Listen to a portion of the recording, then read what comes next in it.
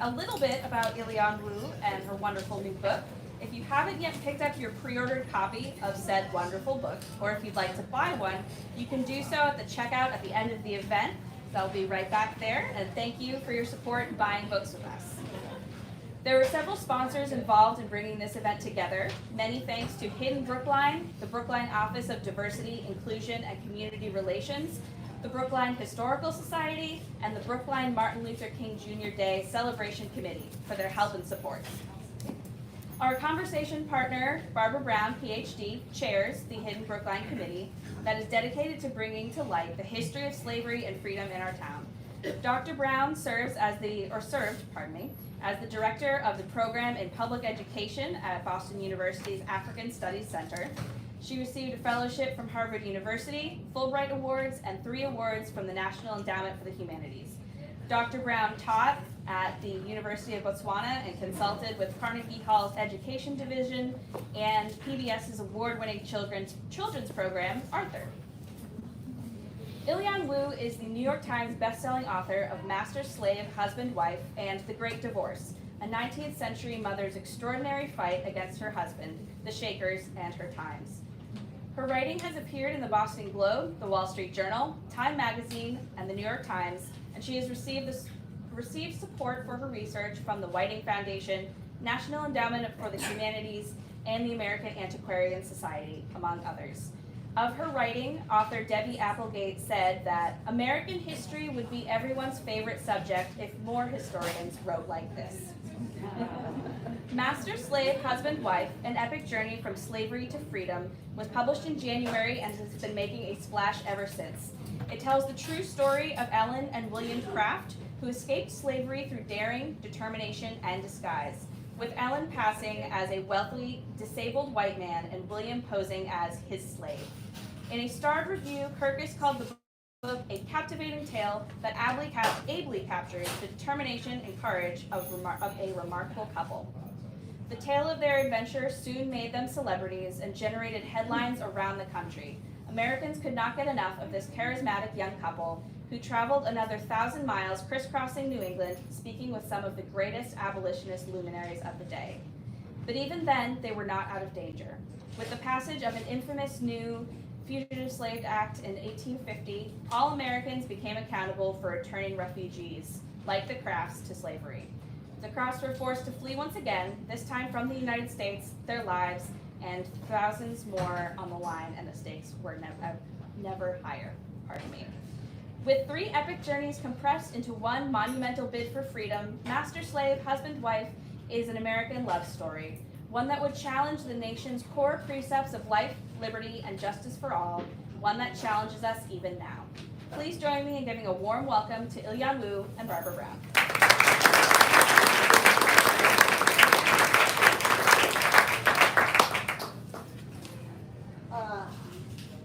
I've been looking forward to this moment for a long time, even before your book was written.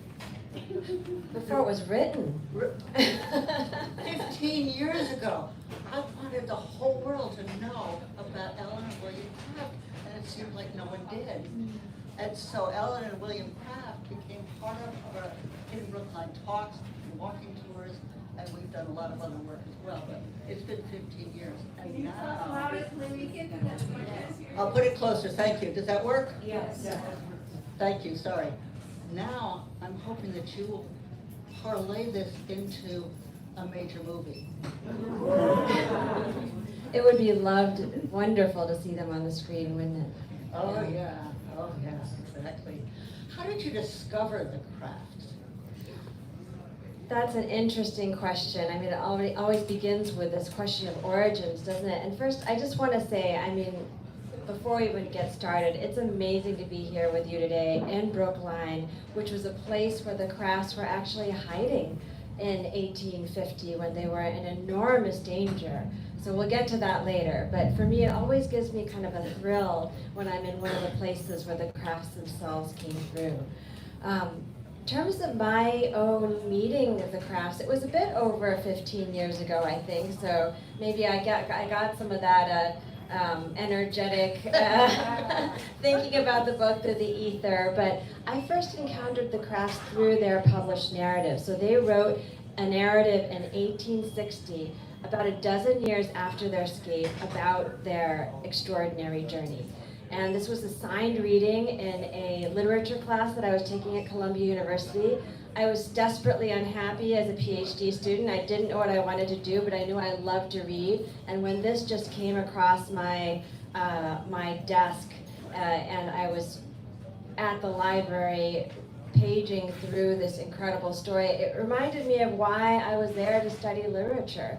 It's a story that really just leaps off the page because the Crafts themselves bravely tell the adventure story of their 1,000 miles to freedom in this narrative running 1,000 miles to freedom.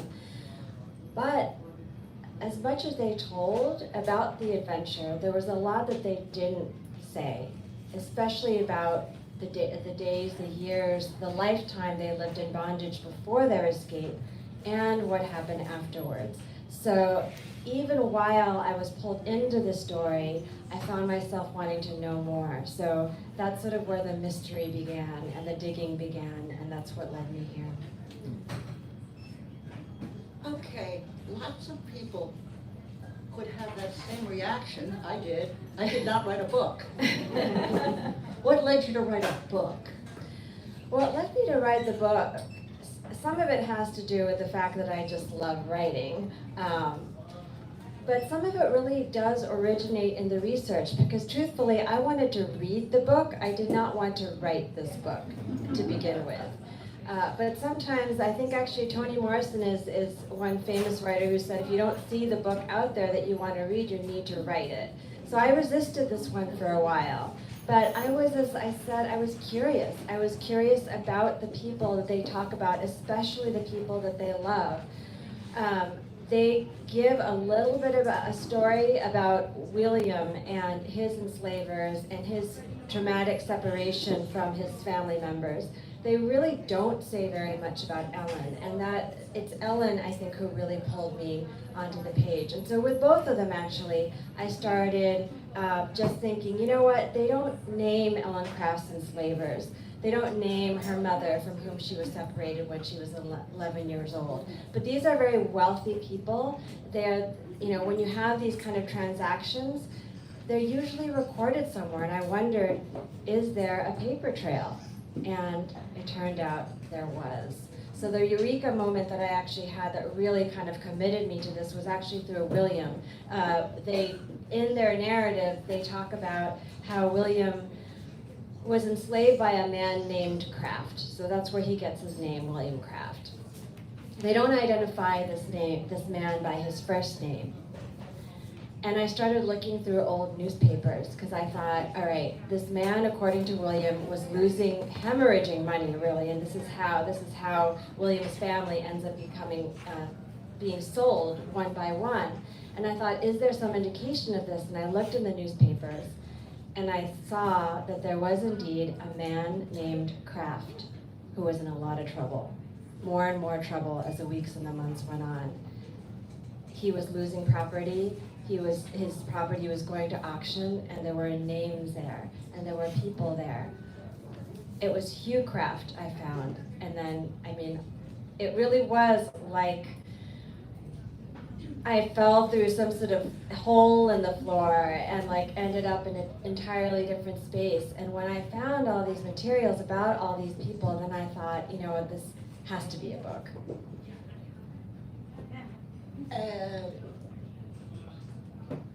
You did a lot of research. In fact, in one talk, You're a little closer. oh, sorry. In one, I heard that your editor said something quite funny about the amount of research you've done. It's funny now. It actually caused the opposite reaction at the time. So yes, my editor, Dawn Davis, who is now editor-in-chief of Bon Appetit magazine, but is now coming back to the publishing world, when she read what I thought was a pretty good first draft, and I'm very hard on myself, thought this was a pretty good first draft, and she'd pat me on the back and say, okay, keep going. She sent me a multi-page letter in which she told me that I had done a staggering amount of research. That was the nice part. But that I had created a scholarly tomb, which is really poetic, but also really horrible. And that's really kind of where the waterworks began for me. She said that I had to pretty much start over. I mentioned how William sees his family members sold one by one, and there's a really heart-wrenching moment that he recounts, that the Crafts recount in their narrative, where he's standing on an auction block in Macon, Georgia, and he's watching his sister be sold. And for me, that was really very much the emotional heart of the story, and that's what I started the whole book with initially. I started with this moment on the auction block, not with a moment at 4 a.m. when they're just about to get ready, and that's sort of dramatic action. I started way back in the past, and I sat everybody there for maybe 75 pages, and she said that is just a no-no. So she said I had to start the story where the journey begins, and that's at 4 a.m. in Macon, when everybody is asleep and the Crafts are unpacking the clothing from this set of drawers that William has made for Ellen, and Ellen is putting these clothing items on one by one, which is really great, except that I had so much backstory. The real big challenge there was, how do you weave past and present? How do you make it the adventure story run in the present, but also layer in everything from the past? And that became the puzzle, the conundrum. Wow. How long did you work on this book? I started working on it really full-time in earnest in 2016, so it was about 6 years of writing and research. All right. In your research, were there moments when all of a sudden you dropped down even a deeper hole or a deeper place where you felt their experience, and that helped you write the book? Yes, I mean, I think this is, I read for eureka moments. I was thinking about this, the moments in a book where sort of things come together. I started thinking about this even when I was in high school. It's sort of why I wanted to pursue literature and history, because sometimes you read and there's like a shiver of recognition. It's like a physical, palpable sensation that I would have, since, middle childhood, where these ideas would coalesce. And I'd have these moments in the archives where I would see things, like where I would walk into a space, and sometimes I would just have a feeling like there has to be something here. I don't know. I mean, it sounds kind of like woo-woo to use my name, but I'd have a feeling that there had to be something, that there was going to be something in this space.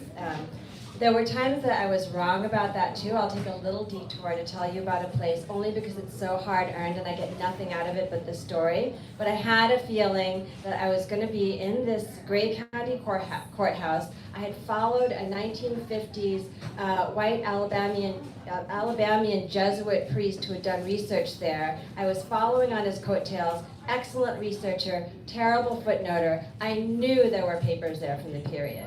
So I went into this courthouse and I said, "Can you tell me where these papers are?" And they said, we don't have any papers that go back that far." And I said, "I am certain you do, because Father Foley does not lie." And finally, these two women, they kind of looked at each other, and we were in a really nice air-conditioned part of this courthouse, and they said, "Well, there is the dungeon, but I don't think she wants to go there." And I said, "Oh, but I do want to go to the dungeon." And they said, "There's so much dust, you're not going to be able to breathe, nobody's been in there." I was like, "Oh, probably since Father Foley." And I said, "No, I really do want to go." And so I followed, they literally opened this door into this, I felt like I was walking into a different century, and I did feel a little bit scared. All of a sudden, it wasn't renovated anymore. There's this back corner room, just absolutely lined with books, and I spent the whole day with those books and with all those dust bunnies and a couple Cliff Bars, and I came out with nothing but this story. So this is an example of one of the many boxes that get opened, but that, that might not lead to anything. But for every one of these dungeons, there were these incredible eureka moments of coalescing, where I did find things, where I did find, for example, the deeds, the mortgages by which William and Ellen Craft were sold and separated from their family members, or I did find maps, that really break down the journey into its smallest pieces, where I could find the schedules and see everything, or I found the recipe for the Ellen Craft. We haven't talked about the details of her disguise yet, but she feigned disability. And it was a variation of a complication of complaints, as one scholar has said. She kind of improvised the different disabilities depending on where she was. One of the main ones was she put her arm in a sling so that she would look like she could not sign anything because she was denied literacy. And she to be on a trip like this required literacy, especially if you were an enslaver. You had to sign for your slave. So she put her arm in a sling. She put on these green glasses. I was wondering if they were kind of made her look cooler or hipper, but actually they weren't. The green glasses, yellow glasses signify syphilis, so she didn't have those. But green glasses were if your eyes were too strained for reading. So she looks a little bit dorky. Her jacket is too big. She has her arm in a sling. She looks a little strange, actually, to tell you the truth, which is why, again, her genius is so great, because her performance made her seem like she was a stylish man on top of all this. Anyway, back to the disability. So she's got her arm in a sling. She's got the glasses. She's also got poultices on her face. So these are to hide her beardlessness, also to hide some of her expression.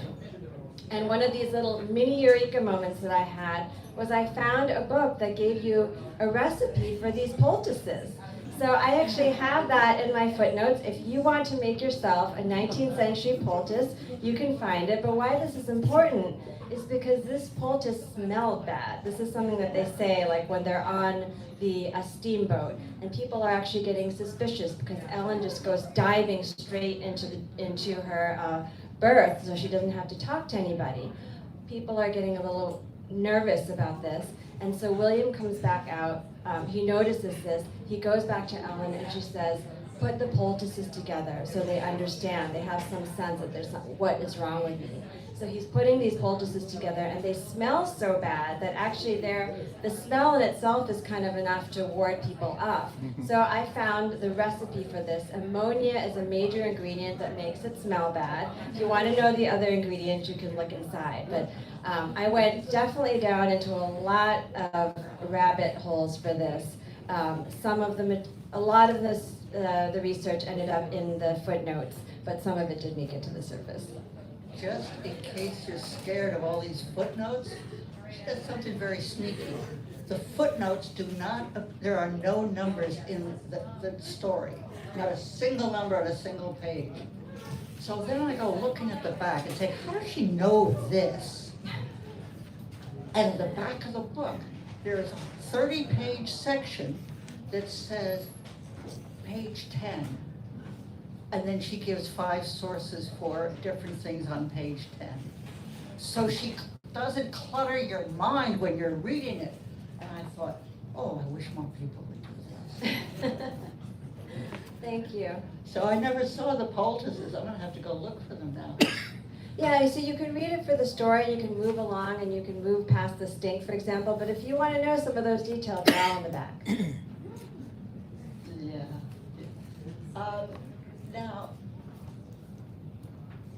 one thing I liked about your book, and if you could talk about how you managed to weave several stories together, because once they move out of the South, they're moving into a larger environment.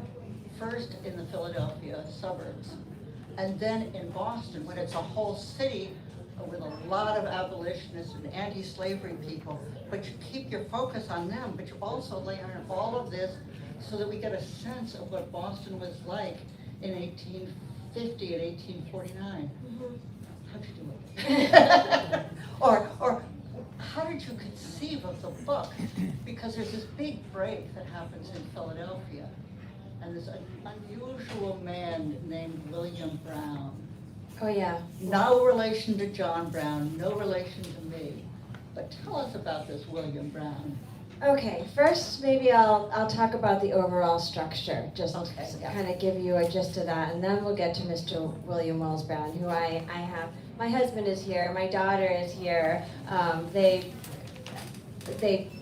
came across the country and also across the world doing this research with me, but I point out my husband because he knows I had an archival crush on William Wells Brown, who we'll return to in a minute. But so because the crafts have their own narrative and it has such a powerful melody, I knew that there was a strong beginning for this story, and I wanted to do something that would enhance their story. So how I really kind of conceived of this is as a double concerto, where you have this melodic line that the crafts provide, but then what I wanted to do was provide an orchestral score that would provide the sensory description of this world, right? So you could see what it feels like to ride on a train and to wear these clothes and to put on those stinky poultices, but also that would introduce you to different people in this world, because the crafts, I think it's very easy to imagine them as being these individuals, heroes on a journey, and oh, look at this amazing thing that they did, but sort of separate it from the context of their times. But they were interacting so very much with their times. And that's what, for me, was so interesting, is they're kind of on this collision course with American history. This year, 1848, I don't think it's a coincidence that this is a year that they have their escape. It's a year of worldwide democratic revolt. It's a year of transportation revolution and information revolution. The Mexican War has just ended, so the country is just like blown up in terms of the dimensions, in terms of its size, westward expansion, gold rush, or what isn't happening now. So, and the crafts really their story dovetails with all that's going on in America, and I wanted to give that sort of epic, big, grand scale, not to make this a small, one-note melody, but something that roars. And there are a number of great aria singers who come in here, and one of them being my archival crush, William Wells Brown. Well, tell us who he was. Tell us if he was worthy of being a crush.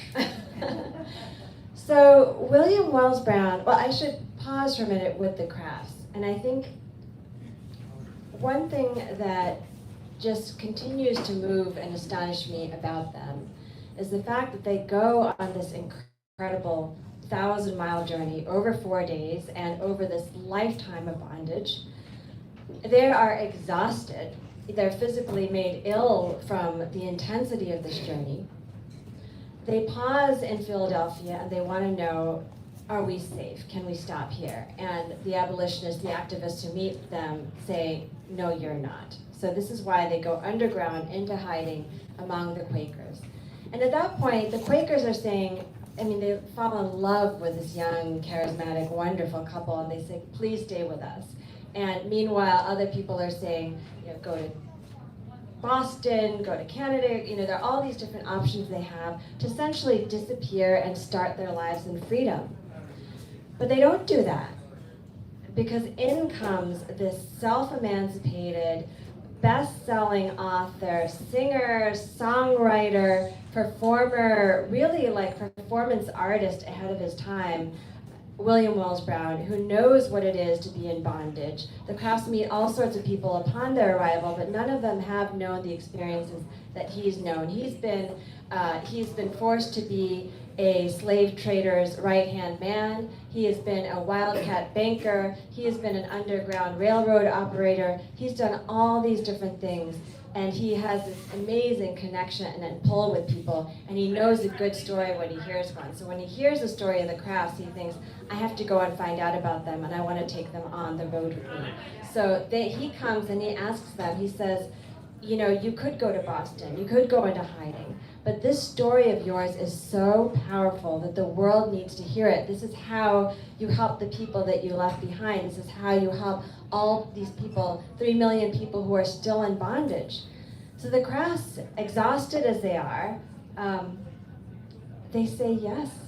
They say yes to this incredible invitation that basically puts marks on their back and they travel another 1,000 miles, an incredible 1,000 miles, like sleepless days and nights on trains, all kinds of travel, unknown accommodations as they tell their story to hundreds, sometimes thousands of people. Can you imagine that? No. One of the things, because we live in Massachusetts, and so much of the story takes place in Massachusetts, or a key part of it, and New England, you can recognize New Bedford, Concord, and all of these other towns, and the tiny towns that I've never heard of, and they're on the road all the time. And one of the things that I learned along the way about moving towards freedom was that the people who had been enslaved were key figures in changing of northern Massachusetts' opinion, because these were people who could tell you what had happened to them. And it's the human story that without them would be missing. So that the people who had escaped were essential to changing opinion in Massachusetts towards the abolition of slavery. And that the press did this another 1,000 miles right away. Just, my admiration as I read your book kept on growing. Yeah, I mean, I learn new things about them even now, and I'm still wonderstruck because obviously I know what happens in the story, but even as I was writing and even as I reflect on their experiences, I'm still at the edge of my seat, because what they do, the choices that they make over and over again throughout the book, and all those close calls are just, I mean, you couldn't make it up. What happened, how was it being on stage for Ellen Craft in a time when women were not expected to wanted on stage, as we know from the Grimke sisters a number of years earlier? Mm-hmm. I mean, this is important to know. This is before Sojourner Truth was big. This is actually at this time. I mean, Ellen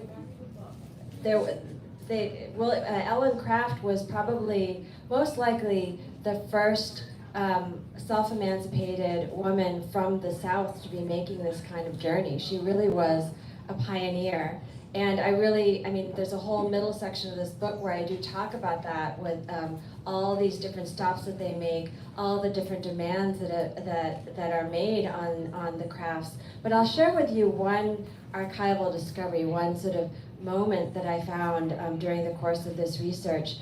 So there are these incredible moments, where they're like in Faneuil Hall and there are thousands of people gathered around them, and there are calls and responses, and they're, William Wells Brown raises the crowd to like this intense, fervor. There are waves upon waves of affirmation, of yeses, as people stand up and say, "We will stand with the crafts." But there are also moments that I found through not looking at the abolitionist papers that wanted to celebrate all these moments, but I looked at, for example, the Boston Post, which was not an abolitionist-friendly paper. And there's this one guy who's kind of sitting in the back of Faneuil Hall on these other spaces, and he's taking notes, and he's looking at these things, and he's making these kind of snide remarks, and he notices all kinds of things. So that's one of the points of view I wanted too. I wanted all the different camera angles into these moments, not just the celebratory ones. And one thing that he notices, he's the one who notices, not the abolitionists. He notices that when William Wells Brown is telling his own life story, a story of loss, a story of love, this man from the Boston Post turns his gaze to Ellen, William, and Craft, and he says he sees that as they're listening, they're crying. And for me, that was a huge moment, a reminder of how close they were within a month to all this, and what they, just an indication of the trauma that they had experienced and were still living as they were forced to tell the story again and again on the road. You're bringing up Faneuil Hall right now. As you probably all know, it was just on Friday that Faneuil Hall, for the first time, recognized that Peter Faneuil was a slave trader and an enslaver, and that Boston was a major port for the slave trade and slavery, and they now have it on exhibit. And what they do is they tell individual stories on pillars right through the first floor, three-dimensional pillars, so that you can get a sense of what it was like, instead of just saying there were 1,500 enslaved people in such and such a year. That doesn't give you the sense of what it was like. And that's the brilliance of your book. Thank you. Now, this story in Boston, after they decide to settle, when they've decided, all right, we need a rest. And then what happens then, and what happens when all of a sudden the Fugitive Slave Act passed? Mm-hmm. Well, they don't get much of a rest. I mean, I feel like in this entire book, there's a single chapter, the chapter on Boston, which is kind of like the second movement of a sonata, where you get a little tiny bit of a lull, but it's like 3 pages, and then it's like, boom, they're back again. Because what happens is this incredible law passes, the Fugitive Slave Act. I can let you read about the details about it in the book. But basically what it does is it gives what Ibram X. Kendi has described as octopus powers to enslavers. So it just creates this like big, powerful arm where they can reach across lines into another state, and it makes the people like the Crafts vulnerable in a way that they haven't been before, that they're not protected, they can't fight back, they can't escape. There's no trial by jury if the Collinses, Ellen Crafts enslavers, decide that they want to pursue them, and they either come up to the state or they send proxies, they send witnesses to say, these are our slaves. There's nothing they can do to fight back in a court of law. And so another phase of resistance begins, because this is exactly what happens. Ellen Crafts, enslaver, and William Crafts also, they're enslaved by different people. They decide that they want to make this a national test case for the Fugitive Slave Act. So the crisis comes to Boston. Slave hunters come to Boston. It's not in the South, on the northbound journey where the Crafts are most physically in danger. It's right up here. It's right up here in Boston, and it's amazing to walk through the streets that look still so very much like they did back then on Beacon Hill, to know that that's where the Crafts were hiding, there and here. What amazed me about your book is that I got a sense of the thousands of people who supported them. Yeah. I mean, thousands of people supported them. I keep on hearing about Theodore Parker and a few others, but I don't hear about thousands of people supporting them, and I don't hear about the people who stood in front of his shop. African Americans who stood in front of his shop while he was inside, and said that they would not allow him to be taken. It gave me a whole new vision of Boston in 1850, a vision that I had not had, because the thing about white leaders, we're suffering from, looking at white leaders and Frederick Douglass. And instead, there was this mass movement, like there was a mass movement in many other times, but we haven't paid attention, I don't think, enough. And you brought it out. Thank Can you. you say something about it besides my blithering on? Well, I mean, if you open up the book, if you undress the book and remove this sort of bright and lovely dress of a cover, you'll see a number of these sort of multiracial army of people who stood with and by the Crafts. One of them actually who I might bring attention to, we could talk a little bit about the Bowditches. Is it Bowditch or Bowditch? It's Bowditch. Okay, that's what I thought. All right, but I only see it written. I don't really talk to the Bowditches except for sort of in my head. But there's a The Bowditches of Brookline. The Bowditches of Brookline. So these two badass abolitionist brothers. Henry is the doctor, and he's older by about 10 years, and William actually gives William Craft a pistol. And at one point, things are so bad in Boston because yes, there are the thousands who are standing with the crafts, but there are just as many Bostonians who are ready to send them back, all the way up to the highest level, to the judges, to Daniel Webster, Massachusetts' son, who, he helped pass through the Compromise of 1850 with this infamous new Fugitive Slave Act, but he was also Secretary of State during this time. And in this position, he really had to, he was responsible for this hunt for the crafts. So as much as we think, as there's applause here for the community of activists, there are others who really were kind of like the bad guys in the story. I tried not to make anybody into a bad guy, and that was really important, to show all the different sides and why people made the choices they did.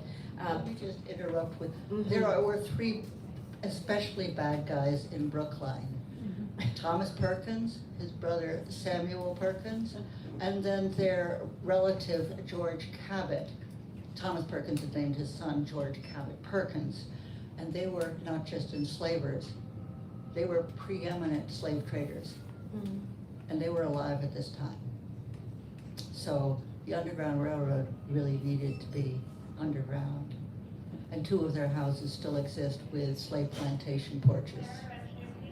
And the Perkins was one of the Perkinses had a school named for him that was recently renamed, yes? In Brookline? Is that the same Perkins? No, that's not, the Perkins School for the Blind. Oh, is I'm in sorry, Watertown. okay. No, but you may not have heard that the Heath School has an association with an enslaver, John Heath. And so the school decided to change the name, and they had their own committee, and they had 4 finalists for everyone to vote. That's all of the staff, all of the students, and then all of the parents. And they voted last Friday, and the 4 finalists were Ellen and William Craft, John Wilson, the sculptor, and Roland Hayes, and the founder of Metco, Ruth Batson, at the time that Boston was legally segregated schools. And at the end of the day, ranked choice voting, the choice of Roland Hayes. Yeah, it's wonderful that they are. But Ilyon went and spoke to the school team. I did. I tried my best as like the #1 crafts fan. But they did an amazing job. I mean, the students were really invested in exploring all the different histories, and I mean, good for Roland Hayes. That's a wonderful honor. I actually want to return to this idea of the bad guys for a minute there, because I kind of regret having introduced that expression, and that I think this is why these stories are so complicated, is that it's easy now to judge people and say, oh, I would never do that, or, this guy is on the side of good, this guy is on the side of bad. But what I really tried to do, like down to also the enslavers, is to really try to represent them, each person, as fully as possible as a human being, so they're not caricatured, so you can begin to understand why so many of us Americans were involved in either the business or how did so much of the country, how is actually all of the country complicit in this system? I think that there's not an easy answer to that. But once we start saying, like pointing fingers and saying, well, this is because there's something flawed with this person, and we're not seeing it as a human error, then I think there's a danger of losing the potency and the immediacy of the history that lives with us now. Could you go back to could you go back to Brookline and the Underground Railroad houses? Yes. So the crafts actually hid in 2 different houses here, which is, the whole slave catcher section is really, there is a lot of action there, so I can't really summarize it, but I'll zero in on one moment, because really they do think that William Craft is going to die in this. He is actually out in the streets, he is armed, he is ready to fight to the death rather than be taken into bondage. And Ellen Ellen wants to be out there with him too, but really she becomes a symbol for the cause, and she's the one who is actively in hiding. And she's in Brookline, in the house of George Searle, which she goes to take shelter with Ellis Lauren Gray, who is boarding there, but who's not there at the moment. But she's staying there, and William is kind of like a loose cannon at one point, and Henry Ingersoll Bowditch, one of these badass Bowditch brothers, decides this might be the last time that William and Ellen Craft can see each other again.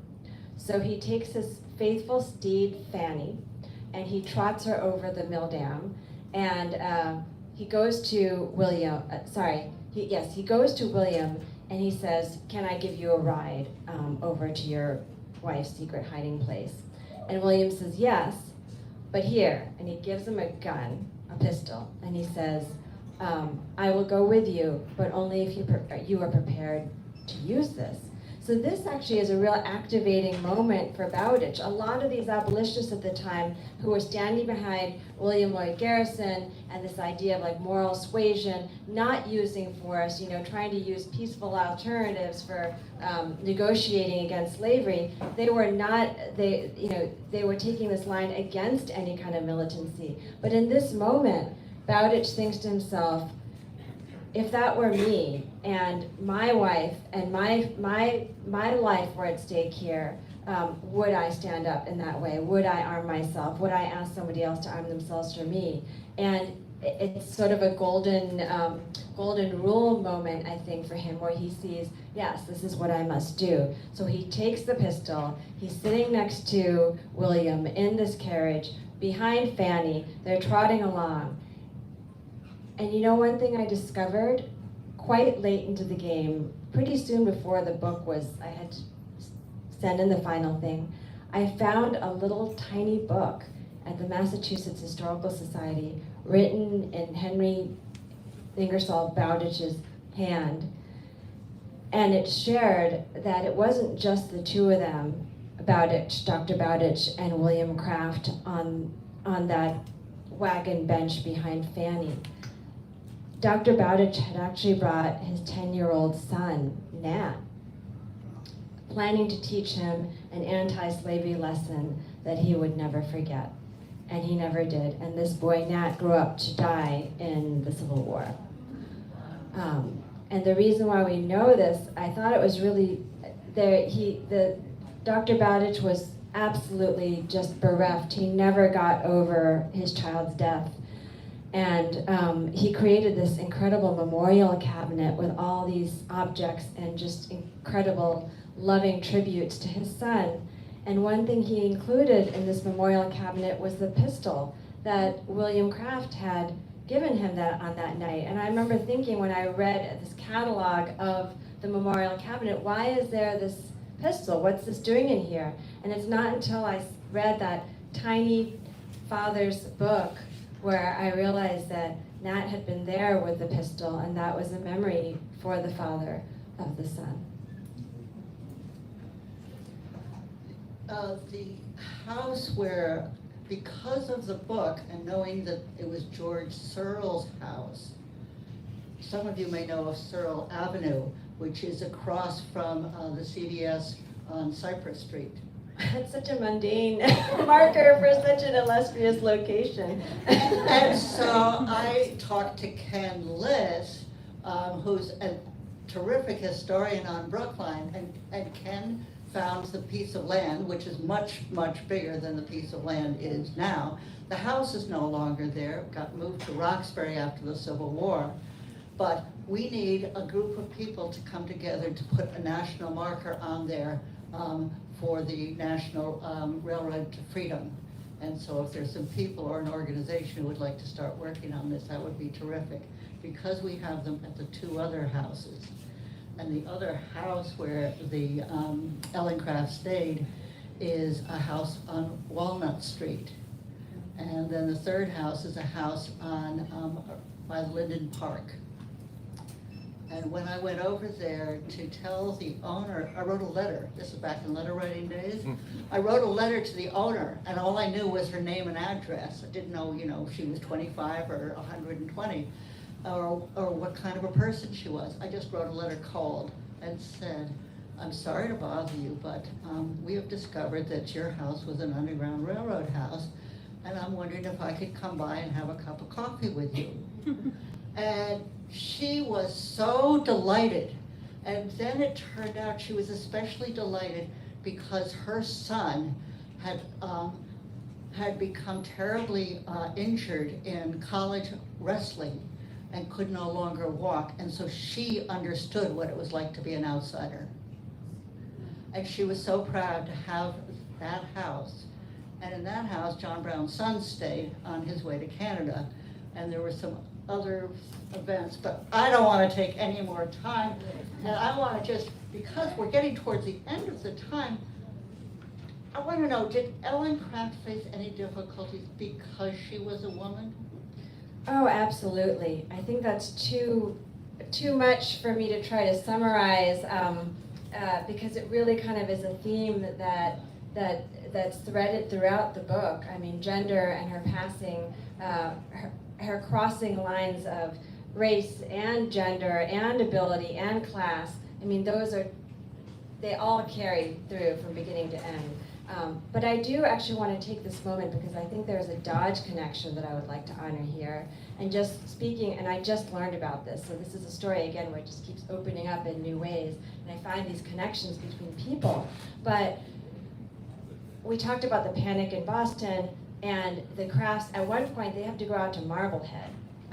When things get bad, people go to Marblehead. There's like a mobbing of William Lloyd Garrison that happened when actually there was an Englishman who was supposed to be mobbed, but they took him out to this house in Marblehead, and he stayed safe while Garrison had like the glasses ripped from his face and was towed through Boston on a rope. I mean, this was dangerous work. Abolitionism was dangerous work.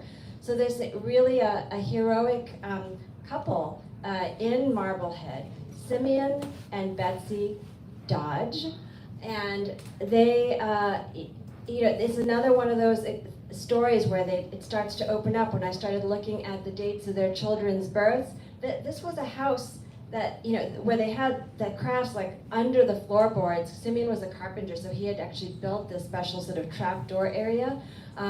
They had lots of children in the house and another on the way, and they brought this couple into their home at incredible risk. I mean, it's just, they're really heroes, and they are heroes who didn't like to talk about it. So I found these old papers at Harvard, the Siebert papers, and Siebert saying, can you tell us more about what you did? And Simeon Dodge was like, you know what, I don't want anybody to make a big deal about me and about the work that we did, but let's make a big deal out of the Dodges, especially because we have, actually, I was thinking about your work with your family genealogy, and I was like, wait a second, are you related to the Dodges of Marblehead? And as it turns out, you are, right? Me? Yes. I don't think so. Oh, no. Yeah, we were, well, We'll have to talk about this afterwards. Your husband's genealogy goes back to the Dodges with, you're related to the Dodges. Well, all right. We'll have a good time talking about this afterwards. Okay. And we haven't gotten to Britain, and we haven't gotten back to Georgia after the Civil War. But let's leave it here for your questions, your comments, your ideas, your thoughts, and we'll take it by raised hands. And I'll leave you to call on people. Okay. Thank you. Yes. Thank you so much for a wonderful book, and certainly to echo what Dr. Brown said earlier, it's so, listening to the audiobook was so cinematic that we would love to see this on the screen, and you get options. But I'm curious if you could speak a little bit to, you alluded to this about passing and how Ellen Craft was crossing so many of these lines about race and gender, and part of the book you discuss how at a lot of these abolitionist rallies and meetings that when she would come onto the stage there was this shock that a woman who appeared white could have been enslaved, and the irony there of like that in a system that was so deeply race-based and so racialist that she's able to pass as white, but then also part of her allure on the abolitionist circuit is that very ability to pass and that ability to seem white, and how that must have been, maybe we can only conjecture might have been for her, but speak that a little bit. She did. She had to walk that incredibly fine line. So she was. I mean, the interesting thing is that when she was growing up, the reason why I mentioned that she was separated from her mother when she was 11 years old, she lived in the same household with her biological father, who was also her first enslaver, and his wife. And his wife was so, they use the word in the book, annoyed by her resemblance to the other, to her father and to her half siblings, and she was so upset by the fact that she was mistaken for a legitimate child of the family that this is why Mr. Smith sought to get rid of Ellen Craft as soon as she possibly could. So in her childhood, being mistaken for white was really something, a source of pain, a source of anguish, something that she tried to avoid at all costs, because there were going to be repercussions, unpleasant ones for both her and her mother, by her, appearing white.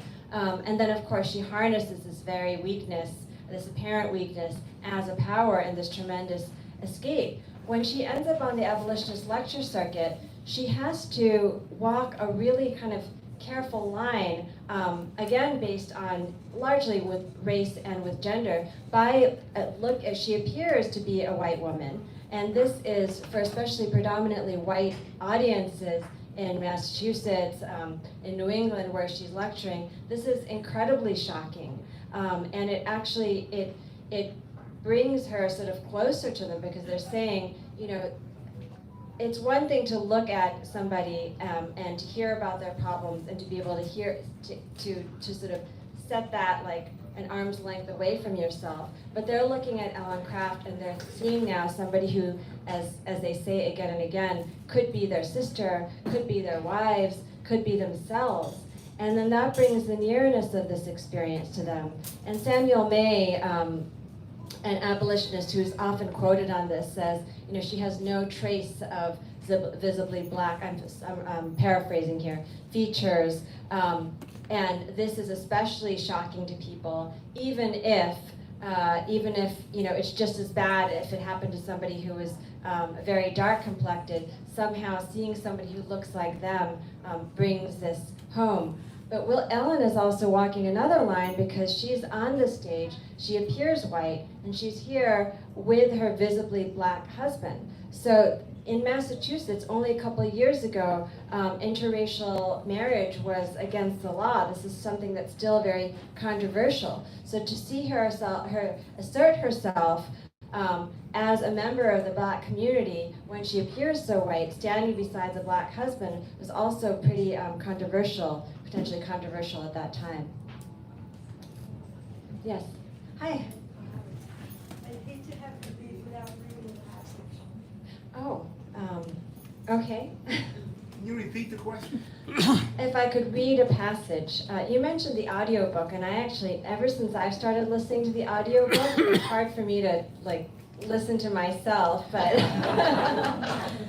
there's a pair of readers, Janina Edwards and Leon Nixon, who read so beautifully, so much more powerfully than I ever could. But I can find maybe a paragraph. I can hold this for you. Oh.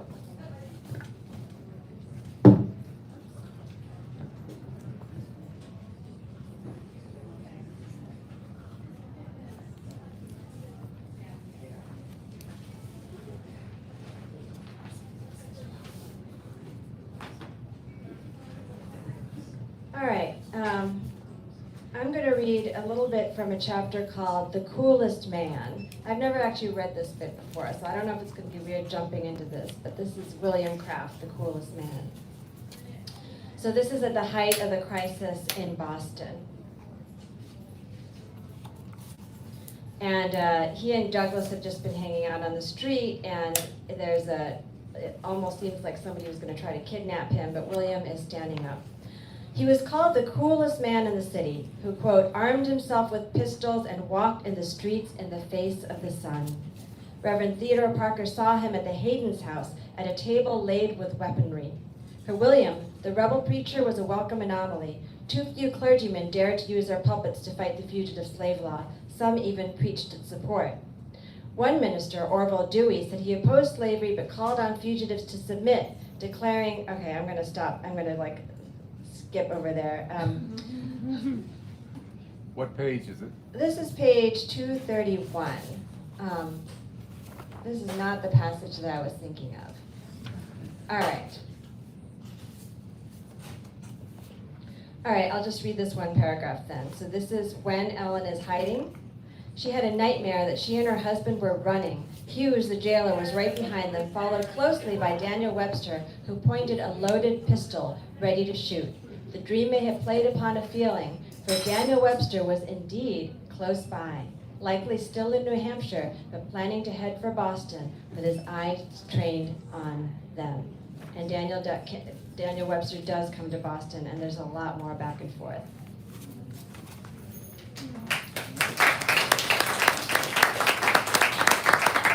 Now we have time for some more questions. Yes. Also, thank you for writing the book. Very well written, very engaging. Thank you. And in addition to covering the history and everything that's going on around these folks, you also talk about their relationship. Yes. And to me, it was interesting to see they didn't always see eye to eye on what to do next. Do husbands and wives always see eye to eye on what to do next? Instead of my answering that question, I wonder if you could say more about their relationship and particularly their dynamic. Yeah. Where one or the other would urge them on. Thank you. That's something I really wanted to tease out because, you know, when in their narrative, their co-written narrative, it's William who's credited with the whole story, and you get the whole story in his voice. But Ellen Craft and the differences in between them, that's part of what I really wanted to see. And you see these differences emerging as they're on the abolitionist lecture circuit. I think William does. He really likes to have a mic in hand, you know, metaphorically speaking. He likes doing this kind of performance. Ellen, not so much. There's some arguments over how they're going to present the story. William Wells Brown, William Craft they're interested in the idea of selling it as like a story of the white slave. That goes back to your comment earlier about the passing issue and what Ellen had to navigate there. She doesn't like being called the white slave. So there are all kinds of differences that really sort of come up most dramatically, I think, once they're in England. And that's one of the reasons why I decided to write that last section in England. So there's sort of three movements to this symphonic score. There's the escape out of Georgia to the north. There's the crisis in Boston and the flight out of the United States. And originally I was going to stop the story there. But my editor was like, well, I want to know about this crazy lecture tour they go on abroad. That's really exciting. And not only that, but it's only when they're in England they can finally start figuring out how they want to live in freedom and how the choices they're going to make independently. And you get that almost in the beginning, because Ellen is really sick. I mean, really sick. I mean, almost, she really is at death's door when they make that final escape for the United States. So she cannot move for very long, and they stay together for a few days. But then William Wells Brown comes calling and says, "Hey, you guys want to take this on the road?" William says, "Yeah, let's do it." So they actually leave Ellen for a little while, and there's kind of like a bromance chapter where they go and they're like in Edinburgh and they're ringing in the New Year and doing all this stuff. So that's where you start to see them emerge with their own desires and their own new interpretations of what freedom is going to look like for them. Yes? Can you tell us how the Crafts accumulated the capital to start their journey? I mean, I can understand when they came north and abolitionists supported, you know, their efforts. But if you're a slave in the South, to be able to, you know, earn money to pay for passage on a train or whatever, how did that come about? Yeah, that's an excellent question, and one very much in the minds of 19th century audiences too. The question is, how did they finance this escape, right? Being enslaved people. But their positions in bondage were pretty unusual. So they were both skilled artisans, and they both had a greater degree of independence than a lot of enslaved people at this time. William in particular was apprenticed to a cabinet maker from when he was a young boy. And then from when he was 16, he made an arrangement with his enslaver where that enslaver would pay a set amount during the year to this cabinet maker, and any work that William performed beyond that $220 that the enslaver received went into his own pocket. So on the margins of the day, early in the morning, late at night, he would work at a hotel, he would take on extra work in the cabinet making shop, and he accumulated about $150 with which they financed their trip. I'm pretty sure that Ellen Craft also contributed money on top of that, but we don't have evidence because she was a skilled seamstress. One last question. Mine's a quickie. How and where did they die? How and where did they die? So William actually saw 1900. He lived a very long life. And I had the incredible experience of visiting his grave with 3 of the great-great-granddaughters of the Crafts a couple months ago in Charleston, South Carolina. Ellen Craft, Barbara mentioned briefly, and I guess you'll have to read the book for the full story, but the Crafts end up going full circle back to Georgia, and they end up in Reconstruction in this incredibly violent and dangerous time. They are running a school and an agricultural cooperative in Georgia. And Ellen, at the time of her death, when she's on her deathbed, she asked to be buried under her favorite tree on that property. So that property has since been transformed. So we don't know exactly where her body lies, but her name is is included on William Craft's grave, which is right outside of Charleston, South Carolina. Ilyon, thank you so much.